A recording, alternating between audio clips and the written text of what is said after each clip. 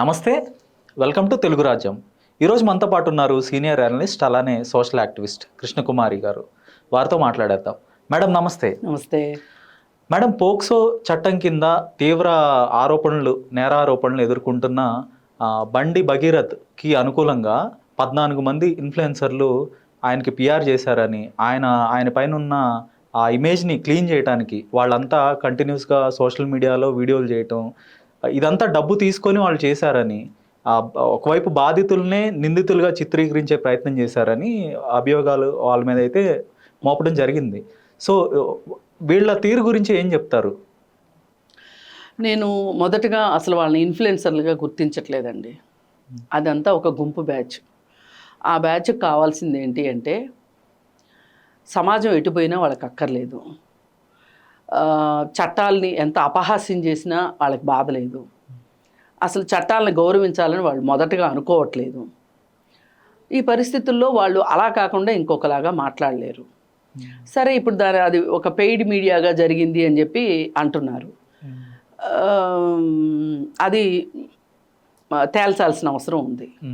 అయితే అసలు మనం ఎందుకు వీళ్ళని పట్టించుకోవాలి, ఇట్లాంటి వాళ్ళ గురించి మనం ఎందుకు మాట్లాడాలి అంటే, సమాజానికి ఎప్పుడైనా సరే ఒక చెడు సంకేతం వెళ్ళడం కరెక్ట్ కాదు.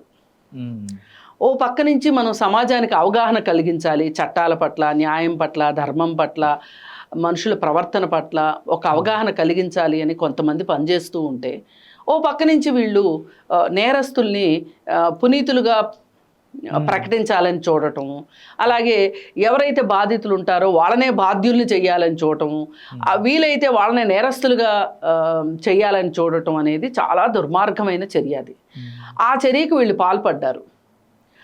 చాలా అనైతికం ఇది. అలా చేయడం కరెక్ట్ కాదు. ఎంతసేపటికి ఇందులో కొందరైతే ఎవరన్నా డబ్బులు ఉన్న వాళ్ళు పంచాయతీలకు వస్తున్నారు అంటే, వాళ్ళ ఇళ్లలో ఏమైనా గొడవలు జరుగుతున్నాయి అంటే దానిలో ఖచ్చితంగా డబ్బులు ఉన్న వాళ్ళ వైపు వెళ్ళి మాట్లాడేసేసి వాళ్ళు ఇచ్చిన చిల్లర తీసుకోవటం, వీళ్ళ పబ్బం గడుపుకోవటం. అక్కడ వాళ్ళ ప్రయోజనం వాళ్ళకు వనగూరుతుంది, వీళ్ళ ప్రయోజనం వీళ్ళకి వనగూరుతుంది. కానీ దీనివల్ల నష్టం ఏంటి అని చెప్పి మనం చూసుకుంటే గనక, అసలు ఈ పిల్లి పంచాయతీలు దేనికి? కోతి పంచాయతీలు, పిల్లి పంచాయతీలు అవసరమా? ఎందుకంటే ఒక భార్యాభర్త పొట్లాడుకుంటున్నారు అన్నప్పుడు, ఎంత అవునన్నా కాదన్నా, ప్రస్తుతం మన సమాజంలో ఎక్కడా 1-2 కేసులు తప్పితే భర్త దగ్గరే ఆర్థిక వనరులు ఉంటాయి, భర్త దగ్గరే పిఆర్ ఉంటుంది. అలాగే అతను నలుగురిలో తిరుగుతూ వ్యవస్థల్ని అతను కాస్త ఒడిసి పట్టుకోగలుగుతాడు. అలాంటప్పుడు అతను తప్పు చేస్తే నిస్సహాయులైన పక్కనున్న మహిళ తన హక్కుల కోసం తను ఏదైనా గొంతెత్తితే, అప్పుడు ఇమ్మీడియట్గా ఇట్లాంటి శక్తులు వచ్చేసేసి అతని తరఫున పిఆర్ చేస్తారు. ఇది తప్పు. ఆల్రెడీ అతనికి చాలా అనుకూలమైన వాతావరణం ఉంది. అతని దగ్గర డబ్బు కావచ్చు, అధికారం కావచ్చు, వ్యవస్థలు కావచ్చు అతని చేతిలో ఉన్నాయి ఆల్రెడీ. కానీ మనం ఉండాల్సింది ఎవరితోటి? ఈ బాధితురాలైన, నిస్సహాయురాలైన మహిళ వైపు మనం ఉండాలి. కొన్ని సందర్భాల్లో మహిళలు కూడా, అంటే ఇప్పుడు చంపేసి సుఫారీలు ఇచ్చి చంపేస్తున్న మహిళల గురించి కాదండి నేను మాట్లాడేది. వాళ్ళ తరఫున మాట్లాడాలని నేను అనుకోవట్లేదు, నేను మాట్లాడను కూడా. కానీ ఎవరైతే నిజంగా నిస్సహాయంగా ఉన్న మహిళలు ఎవరైతే ఉంటారో వాళ్ళ తరఫున మనం ఖచ్చితంగా నిలబడాల్సిన అవసరం ఉంది. చట్టాలు కూడా వాళ్ళ తరఫున నిలబడాల్సిన అవసరం ఉంది. చట్టాలు వాళ్ళకి ఇలాంటి బాధితులకు అనుకూలంగా చట్టాలు వచ్చినాయి. ఆ చట్టాలను కూడా పనిచేయనివ్వకోకుండా, వాళ్ళకి ఆ చట్టాలు కూడా ఉపయోగపడకోకుండా వీళ్ళు బ్రషింగ్ చేయటం మొదలెట్టారు. క్లిప్స్ వేసేస్తున్నారు అనమాట. ఇది వేయడం వల్ల ఆ బాధితురాల సంగతి ఏమో కానీ న్యాయానికి క్లిప్లు వేస్తున్నారు మీరు, న్యాయానికి సంఖ్యలు వేస్తున్నారు మీరు. ఇది మంచి పద్ధతి కాదు. ఓ పక్కన బెట్టింగ్ యాప్స్కి ప్రమోషన్ చేసిన వాళ్ళ పక్కన మనమే మాట్లాడతాము. ఓ సినిమా వాళ్ళు ఎవరన్నా పోట్లాడుకుంటున్నా, భార్యాభర్తలు పోట్లాడుకుంటే భర్త వైపు వెళ్ళిపోతాము. లేదు అనుకుంటే ఒక మహిళ బెట్టింగ్ యాప్స్కి ప్రమోషన్ చేసింది, విష్ణుప్రియ అనే ఆమె కూడా ఇన్ఫ్లుయెన్సరేనంట. మన దరిద్రం ఇట్లాంటి వాళ్ళు ఇన్ఫ్లుయెన్సర్లు అయ్యారు. ఎందుకంటే మన దేశంలో ప్రస్తుతం చరిత్రను చదువుకోవటం చాలా నామోషి అయిపోయింది. పేపర్ చదవటం అంతకంటే నామోషి అయిపోయింది. అసలు ఇవాళ ప్రపంచంలో ఏం జరుగుతుంది, అసలు చరిత్రలో మనకు మహానుభావులు ఎవరు ఉన్నారు, వాళ్ళ గురించి మనం తెలుసుకోవాల్సిన అవసరం ఉందా లేదా, అసలు ఇన్ఫ్లుయెన్సర్లు వాళ్ళు కదా. ఇవాళ అసలు చాలా మందికి వివేకానందుడు అంటే తెలియదు. అంటే ఇప్పుడు చరిత్ర చదువుకుంటే తెలుస్తుంది. కానీ ఇప్పుడు వీళ్ళ దృష్టిలో వీళ్ళు ఎలా అయిపోయారంటే, ఇప్పుడు ఈ బెట్టింగ్ యాప్స్కి ప్రమోషన్ చేసే విష్ణుప్రియ ఒక ఇన్ఫ్లుయెన్సరు. లేదు అతను ఎవరినో పెళ్లి చేసుకుంటాను అని చెప్పి 9.5 కోట్లు తీసుకున్న అశూ రెడ్డి ఒక ఇన్ఫ్లుయెన్సర్, ఇవాళ సోషల్ మీడియా ఇన్ఫ్లుయెన్సరు. వీళ్ళు మన కర్మ కొద్దికి వీళ్ళు ఇన్ఫ్లుయెన్సర్లు అవుతున్నారు. అట్లాగే ఇట్లాంటి వాళ్ళని కాపాడే వాళ్ళు ఇన్ఫ్లుయెన్సర్లు అవుతున్నారు. ఇప్పుడు నిన్న కాక మొన్న విష్ణుప్రియ ఏం చేసింది, ఆ బెట్టింగ్ యాప్స్ ప్రమోషన్ చేసి ఆమె పైన ఎఫ్ఐఆర్ అయితే అది సీరియస్గా దాని మీద యాక్షన్స్ లేకపోయేసరికి నేనేం చేసినా చెల్లుబాటు అవుతుంది అని చెప్పి ఆమె సబ్స్క్రిప్షన్స్ చంపుకోవటం మొదలెట్టింది. దానివల్ల ఎంత దరిద్రం సమాజంలోకి పాకుతుంది. ఆమె గురించి మాట్లాడాలంటే మాట్లాడరు. ఇలా ఇప్పుడు ఆడవాళ్ళు ఏం బట్టలు వేసుకోవాలి ఇవి మాట్లాడతారు. ఇవి కాదు కదా అసలు చట్టాలు ఏం చెప్తున్నాయి, చట్టాలు ఎంతవరకు సమాజానికి అవసరము, చట్టాల పట్ల అవగాహన కలిగించడం ఎట్లా అనే ఒక ధ్యాస వీళ్ళకి లేదు. అందుకే వీళ్ళు ఏ కేసు వస్తే ఆ కేసు దగ్గర బెల్లం చుట్టూ ఈగల్లాగా మూగేసేసి వీళ్ళు నా బాధ ఏంటంటే వీళ్ళు డబ్బులను తీసుకున్నారు లేదు ఎవరికి సపోర్ట్ చేశారు ఏంటి దానికంటే కూడా సమాజంలోకి వెళ్ళాల్సిన సంకేతాల కన్నా ఒక చెడు సంకేతం వెళ్తుంది. ఏంటి అంటే ఇప్పుడు పోక్సో యాక్ట్ ఉంది. పోక్సో యాక్ట్లో బాధితురాలి ఫోటోలు ఎక్కడా చూపించకూడదు, ఆమె పేరు కూడా చెప్పకూడదు, ఆమె ఊరు కూడా చెప్పకూడదు, తల్లిదండ్రుల పేర్లు కూడా చెప్పకూడదు. అలాంటిది వీళ్ళు యథేచ్ఛగా వాళ్ళ వివరాలన్నీ అసలు కనీసం బ్లర్ కూడా వేయకుండా పెట్టిన సోషల్ మీడియాలో విపరీతంగా సర్క్యులేట్ అయినాయి. అసలు వాళ్ళ ఛానల్స్లో విపరీతంగా వాళ్ళు మాట్లాడే చోట ఇష్టారీతిన పంప్ చేసేసారు ఒక రకంగా. అయితే ఇలా చేయడం వల్ల పైగా దాని గురించి వాళ్ళ టాపిక్ వస్తే ఏం మాట్లాడుతున్నారు అంటే 18 ఏళ్ళు నిండితే మేజరు, నిండక ముందు మైనర్ కదా, ఒక రోజు ముందు ఫోటోలు చూపించకూడదంట, ఒక రోజు తర్వాత ఫోటోలు చూపించొచ్చంట అనే ఒక వితండవాదం తీసుకొస్తున్నారు ఇంకొంతమంది. ఇప్పుడు వయో పరిమితి ప్రకారమే ఈ చట్టం రూపొందించబడింది. అసలు ఇక్కడ వయసే అన్నిటికన్నా పెద్ద క్రైటీరియా. ఇప్పుడు మైనర్ చైల్డ్ పైన అమ్మాయిలు కానీ అబ్బాయిలు కానీ వాళ్ళపైన చేసే లైంగిక దాడులకి లైంగిక వేధింపులకి వ్యతిరేకంగా వచ్చింది ఈ చట్టం. అట్లాంటప్పుడు అసలు ఎవరు బాలురు ఎవరు బాలికలు, మైనర్ అంటే ఏంటి మేజర్ అంటే ఏంటి అనే ఒక నిర్వచనం లేనప్పుడు ఇంక ఈ చట్టం ఎందుకు? ఇప్పుడు మేజర్లు ఇలాంటి లైంగిక వేధింపులకి పాల్పడితే ఆ బాధిత మహిళకి చట్టం నుంచి వచ్చే అండాదండ వేరుగా ఉంటుంది. ఈ మైనర్ చిల్డ్రన్కి మీద అమ్మాయిలైనా అబ్బాయిలైనా వాళ్ళపైన జరిగిన దానికి ఇంకొక రకమైన అండాదండ ఉంటుంది. ఆ అండాదండ గురించి మీరు అపాస్పాలు చేసినట్టు మాట్లాడి అపహాస్యం చేసినట్టు చేస్తే ఇంకా చట్టం ఎందుకు? కొంతమంది అసలు ఈ పోక్సో కేసునే పోక్సో చట్టాన్ని నిందిస్తున్నారు. అదే నేను అంటున్నా, ఇది మగవాళ్ళని వేధించడానికి చట్టం ఉందనే తరహాలో ఈ ఇన్ఫ్లుయెన్సర్లు కూడా కొంతమంది మాట్లాడుతూ చూశాను. అసలు పోక్సో చట్టం అంటేనే చాలా సెన్సిటివ్ గా ఉంటది, చాలా కఠినమైన చట్టాల్లో ఒకటి. అంటే ఇన్ఫ్లుయెన్సర్లకి ఎలా ఈ ధైర్యం ఎలా వచ్చిందంటారు? ఆ పాప ఎవరైతే బాధితురాలు ఉందో ఆవిడ ఫోటోలు ఇంత పబ్లిక్ చేయొచ్చు మనం అనే ధైర్యం ఎక్కడి నుంచి వచ్చిందంటారు? అంటే ఒకటే, ఎవరైతే వాళ్ళని అడిగారో ఇదంతా చేయమని వాళ్ళ వెనకున్న అధికారం, వాళ్ళ వెనకున్న మంది మార్పులం వీళ్ళకి ధైర్యాన్ని ఇచ్చింది. అంతకు మంచి ఇంకేం ఉంటుంది? ఇప్పుడు నేనున్నానండి, నేను చాలా సామాన్యురాలిని, నేనేమి డబ్బులు ఇచ్చుకోలేను, నా వెనక పదవి లేదు, నా వెనక ఒక సమూహం లేదు, నేను వెళ్ళి అడిగితే నా తరఫున మాట్లాడతారండి వీళ్ళు? నా మీద దాడి చేయమంటే చేయడానికి సిద్ధంగా ఉంటారు కానీ నేను అడిగింది చెప్పింది చేయమంటే చేస్తారా? ఇదే సామాన్యుడికి డబ్బులు ఉన్న వాళ్ళకి అధికారం ఉన్న వాళ్ళకి ఉన్న తేడా ఇదే బేసిక్గా. మరి నా బాధ ఏంటి అంటే ఈ చట్టం పెట్టిందే మైనర్ చిల్డ్రన్ యొక్క హక్కుల పరిరక్షణకి, వాళ్ళకి సంబంధించి వాళ్ళకి జీవించే హక్కు, భద్రంగా బతికే హక్కు, రక్షణ సంరక్షణ, వాళ్ళకి కావాల్సిన ఒక ఆరోగ్యకరమైన వాతావరణం, ఇవన్నీ ఇవ్వటం కోసం ఈ చట్టం వచ్చింది. ఇప్పుడు మీరు మాట్లాడే మాటలు చూస్తే ఇవన్నీ వాళ్ళకి దక్కుతాయా? ఇప్పుడు వాళ్ళ ఐడెంటిటీని మీరు మొత్తం రివీల్ చేసేశారు. పైగా ఆమెకి వ్యతిరేకంగా కథనాలు సృష్టిస్తున్నారు, కట్టుకథలు చెప్తున్నారు. అసలు ఆమె మైనరే కాదు మేజరు అని మొదలెట్టారు. ఆ తర్వాత ఆమె కన్సెంట్ ఇచ్చింది అని మాట్లాడుతున్నారు.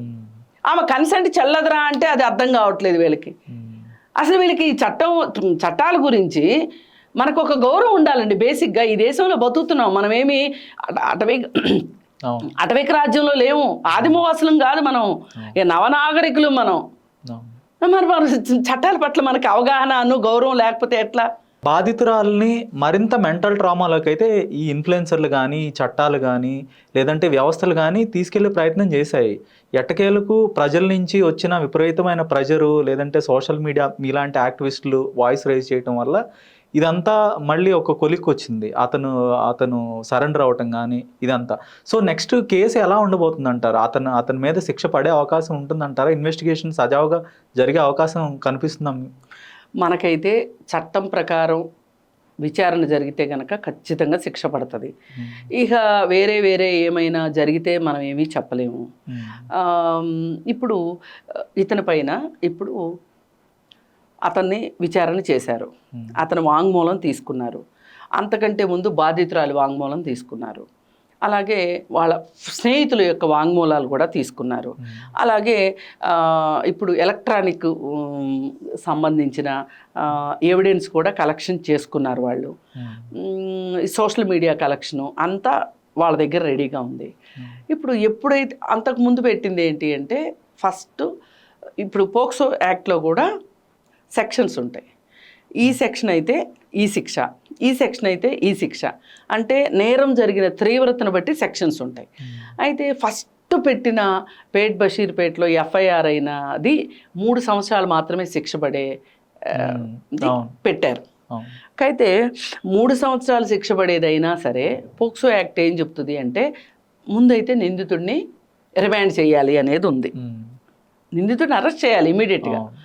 అయితే అతన్ని అరెస్ట్ చేయలేదు వాళ్ళు. సరే, బాగా ప్రజాబాహుల్యం నుంచి ఒత్తిడి వచ్చేసరికి రేవంత్ రెడ్డి గవర్నమెంట్ సిట్ వేసింది. సిట్ వేసిన తర్వాత సిట్టు ప్రధాన అధికారి వెళ్ళి ఆ పాపతోటి మాట్లాడిన తర్వాత ఆవిడ ఏం చేసిందంటే ఇంకో 2 కొత్త సెక్షన్స్ యాడ్ చేసింది. ఈ కొత్త 2 సెక్షన్స్ వల్ల ఏంటి అంటే ఒక 20 సంవత్సరాలు జైలు శిక్ష, నేర నిరూపణ అయితే 20 సంవత్సరాలు జైలు శిక్ష పడేటట్లుగా ఆమె చేసింది. ఆ తర్వాత వీళ్ళు దీన్ని ఛాలెంజ్ చేస్తూ సిట్ వాళ్ళు ఏం చేశారంటే నోటీసులు పంపించారు. బాబు మాట్లాడుకుందాం రా అని చెప్పి పిలిచారు, విచారణకి రమ్మని. అతను విచారణకి రాలేదు. రాకపోగా ఏం చెప్పాడంటే ఒక మెయిల్ పెట్టాడు. మెయిల్ పెట్టి నేను పలానా రోజు వస్తాను అని మెయిల్ పెట్టాడు. ఆ రోజు ఏంటి అంటే అంతకు ముందు రోజు వీళ్ళు హైకోర్టులో బెయిల్ కోసం వేసుకుంటే ఆ రోజు తీర్పిస్తామని చెప్పారు. అందుకోసం అని చెప్పి ఆ తర్వాత రోజు వస్తాను అని చెప్పాడు. చెప్పిన తర్వాత హైకోర్టులో రాత్రి 11 దాకా అసలు ఏ కేసు అంతసేపు వరకు జరగటం చూడలేదు. అంతకుముందు ఎప్పుడో దిశ ఎన్కౌంటర్ సమయంలో మాత్రమే అంతసేపు మాట్లాడారంట కానీ అంతసేపు దాకా కోర్టు పనిచేసిందంట కానీ. సరే, కోర్టు ఏం చెప్పింది అంటే మేము బెయిల్ ఇవ్వలేము అని చెప్పింది. అలాగే మధ్యంతర బెయిల్ ఇమ్మని అడిగారు, అది కూడా ఇవ్వము అని చెప్పారు. ఈ ప్రస్తుతం మేము జోక్యం చేసుకోలేము అని చెప్పారు. ఇంకప్పుడు వాళ్ళకి అర్థమైంది ఏంటంటే సుప్రీంకోర్టుకి వెళ్తారు అని పుకార్లు వచ్చినాయి. కానీ సుప్రీంకోర్టుకి వెళ్ళినా కానీ ప్రయోజనం ఉండదు అని అర్థం చేసుకుని ఇంకా విధి లేని పరిస్థితుల్లో అతన్ని సరెండర్ చేశారు. సరెండర్ చేశాము అని వాళ్ళు చెప్తున్నారు, అదుపులోకి తీసుకున్నాము అని వీళ్ళు చెప్తున్నారు. సరే, ఇప్పుడు బండి సంజయ్ కాదు నేనే సరెండర్ చేశాను, అదుపులోకి తీసుకోలేదు అన్నాడు. ఇటు పోలీసుల దగ్గర నుంచి ఏ విధమైన ప్రకటన లేదు. అంటే మనం ఏమనుకోవాలి అంటే బండి సంజయ్ చెప్పిందే కరెక్ట్ అనుకోవాలి, ఆయనే సరెండర్ చేశాడు అని చెప్పి అనుకోవాలి. సరే, ఏది ఏమైనా అంటే ఇది ఎందుకు వస్తుంది అంటే, సరెండర్ అయితే ఇతని పైన ఒక మెరిట్ పాయింట్ ఉంటుంది. అదే మేమే అరెస్ట్ చేసాము పట్టుకున్నాము అంటే అతనికి ఒక మైనస్ పాయింట్ పడే అవకాశం ఉంటుంది. అందుకోసం ఈ మెరిట్ డిమెరిట్ కోసం ఎంతో కొంత అయితే కాపాడాలి అనే ఒక దృక్పథం అయితే ఉంది. ఎందుకంటే ఇవన్నీ స్వజాతి పక్షులు కాబట్టి. మనం ఒకవైపు చూస్తే కాంగ్రెస్ పార్టీ అధ్యక్షుడు, దేశ అధ్యక్షుడు రాహుల్ గాంధీ అధ్యక్షుడు కాదు, ఆయన అగ్రనేత. రాహుల్ గాంధీ గారి మీద చాలా కక్షపూరిత చర్యలు జరిగినాయి. 35 కేసులు బనాయించారు. ఆయన్ని విచారణకు పిలవటం, అనేక కేసులు, ప్రియాంక గాంధీ వాద్రా మీద కూడా అనేక కేసులు బనాయించారు. మరోవైపు ఇటు చూస్తేనేమో వీళ్ళు ఒక బీజేపీకి సంబంధించిన ఆ నేత కుమారుణ్ణి రక్షించే ప్రయత్నం జరుగుతుంది. అంటే ఇది ఎలా ఉంది అంటే, రాహుల్ గాంధీకి డైరెక్ట్గా సంబంధం ఉండదు ఇక్కడ. ఇక్కడ లోకల్ వ్యవహారాలు కొంచెం ఇన్ఫ్లుయెన్స్ చేస్తే చేసి ఉండొచ్చు. కానీ నాకు దానికన్నా కూడా బాధ కలిగిస్తున్న విషయం ఏంటి అంటే, ఒక నేరస్తుడు తప్పించుకోవచ్చు, కానీ ఒక చట్టాన్ని తప్పు అని చెప్పేది కరెక్ట్ కాదు. సమాజంలోకి ఆ సంకేతాలు వెళ్ళడం కరెక్ట్ కాదు.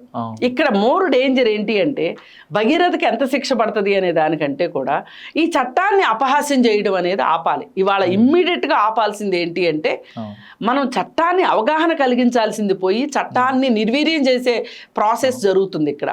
ఇది కరెక్ట్ కాదు. మనం దీనిపైననే మనం ఫైట్ చేయాలి. ధన్యవాదాలు మేడం. హలో, తెలుగు రాజ్యం ఛానల్ చూస్తున్నారా? సామాజిక రాజకీయ జీవన చిత్రణే తెలుగు రాజ్యం. అతిశయోక్తులు అసత్యాలు ఉండవు. రాజకీయ కోణం కాదు, ప్రజా కోణమే కొలబద్ద. తెలుగు రాజ్యం వీక్షణ మీ ఉత్తమ అభిరుచికి నిదర్శనం.